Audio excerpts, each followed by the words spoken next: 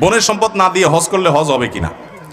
বোনের সম্পদ না দিয়ে হজ করলে গাছের গোড়া কেটে আগায় পানি দেওয়ার মতো হবে। গোড়া কেটে আগায় পানি দিলে গাছের অনেক ফায়দা হবে না? ঠিক একইভাবে বোনের হক না দিয়া ওই টাকা দিয়ে হজ করলে তার হজের কোনো ফায়দা হবে না। বোনের হক দিয়ে দিবেন, ফুফুর হক দিয়ে দিবেন।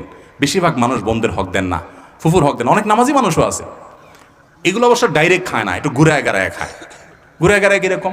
বোনদেরকে ডাইকা, বাপ মরার পর মা মরার পর ডাইকাই না, ভালো করে একটা রান্ধন দেয়। কারণ চিটার বাটপাড়া তো, চিটারের বাটপাড়াতে কিছু পুঁজি লাগে, এটা একটা পুঁজি।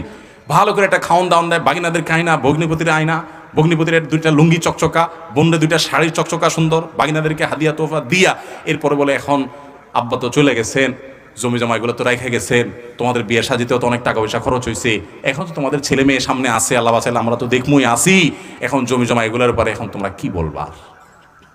কি বলে তখন মেয়েরা? বলবো থাক ভাই, মাত্রই তো খাইলো, তাই না? বলে থাক ভাই, আমাদের দায় দাবি না ভাই, আপনি খান।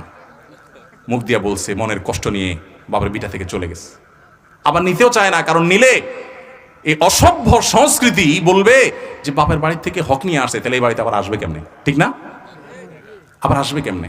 ভালো করে শুনে রাখেন, আপনার বোন আপনার বাবা মা মারা যাওয়ার পর তাদের সম্পদ থেকে যে হক পাবে, পাই পাই করে হিসেব করে এটা মূল্য বের করে তাদেরকে দিয়ে দিবেন। এরপরে তারা জমি নিয়ে বিক্রি করলে করবে, না করলে আপনি টাকা দিয়ে ন্যায্য মূল্য দিয়ে জমি রাখবেন, তাদেরকে খুশি মনে তাদের যা পাওনা সব দিবেন, এবং দেওয়ার পরে বলবেন, বোন খাড়াও, কথা এখনো শেষ হয় নাই, তুমি বাবার সম্পদে তোমার যা হক আছে এটা বুঝে পাইছো, তোমারটা তুমি নিছো। এর মানে এই না যে তোমার সাথে আমার সম্পর্ক শেষ হয়ে গেছে। ভাই বোনের সম্পর্ক কোনোদিন শেষ হওয়ার জিনিস না, মরণ পর্যন্ত থাকবে। এই বিটা তুমি আসবা, তোমার বিটায় আমি যাব, সারা জীবনের জন্য এটা তোমার বাড়ি, কারণ তোমার ভাইয়ের কাছে তুমি আসবা, রক্তের বন্ধন রক্ষা করা ফরজ, অতএব তুমি আসবা। সম্পদ আর হক নিয়ে গেছো দেখে সম্পর্ক থাকবে না তা না। এরকম যদি করতে পারেন তো আপনি মুসলমান, আর যদি সেটা না করতে না পারেন তাহলে আপনি পয়সার গোলাম, সম্পদের গোলাম, জমির গোলাম, এগুলো কিচ্ছু সাথে নিতে পারবেন না, কিন্তু এগুলোর পাপের বোঝা আপনাকে নিয়ে জাহান্নামে যেতে হবে। অতএব সাবধান থাকবো তো ইনশাআল্লাহ। বোনের হক দিবেন তো সবাই ইনশাআল্লাহ? আরে ভাই, বরকত দেওয়ার মালিক আল্লাহ। মানুষের হক মেরে ছেলে মেয়ের জন্য দিবেন, ওই ছেলে মেয়ে খয়রাত করতে পারে। আর মানুষের হক ঠিক মতো দিয়ে দেন, আল্লাহর উপর তাওয়াক্কুল করেন, আল্লাহ ছেলে মেয়েকে, আপনার সন্তানদেরকে এত দেওয়া দিবেন যে আপনি কল্পনা করতে পারবেন আপনার মৃত্যুর পর আরো ভালো থাকবে ইনশাআল্লাহ। সততার সাথে চলবো তো ইনশাআল্লাহ।